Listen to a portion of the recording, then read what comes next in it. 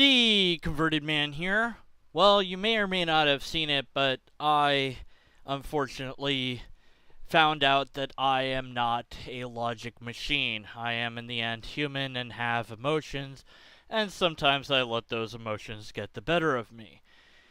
Now, in my defense, I hadn't been getting a lot of sleep and I hadn't eaten, but still, I should have realized I was getting emotional and just left the conversation.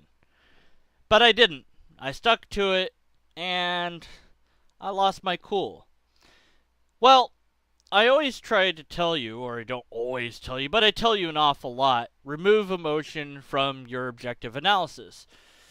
Given this isn't an objective analysis, it was a conversation, still, I want to practice what I say, or I guess you could say preach, but I'm not really preaching. So, maybe I was a hypocrite in that moment, and I have to accept that.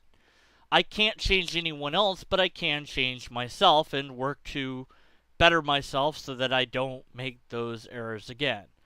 I was pretty raw emotionally after that event, and it took me a while to recover from that. And only after thinking about it and being more objective did I really get to the core of what the issue was, which was nothing to do with what was going on in that conversation, but everything to do with how I feel about certain things.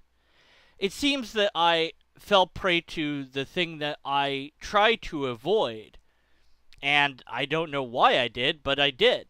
So I need to be more aware of that. And what that is connecting emotion to what you care about, in this case, logic. And when somebody says that they understand logic, but then proceed to make logical fallacies, that irritates me.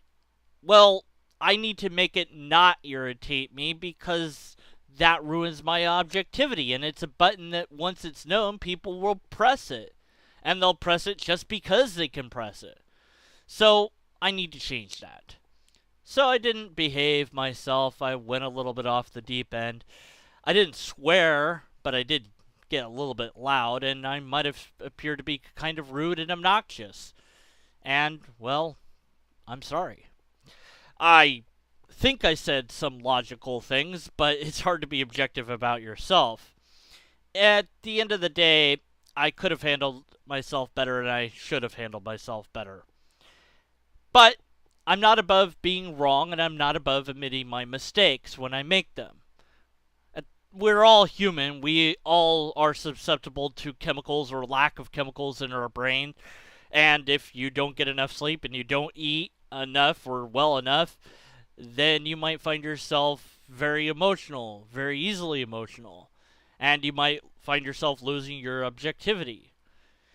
That's where I found myself, and I don't want to find myself in that position again. So, take care of yourself, take care of your body, take care of your brain, and then engage in conversations. But if you see that you're getting upset or irritated, it's probably to everyone's benefit that you exit. That's something that I'll hopefully remember if I engage in a conversation anytime soon, or if I do it again. That is to say, if I have another conversation with anybody on Google+, which eventually I will, but it will be a while before I do it. I want to make sure that this is an issue that I put behind me.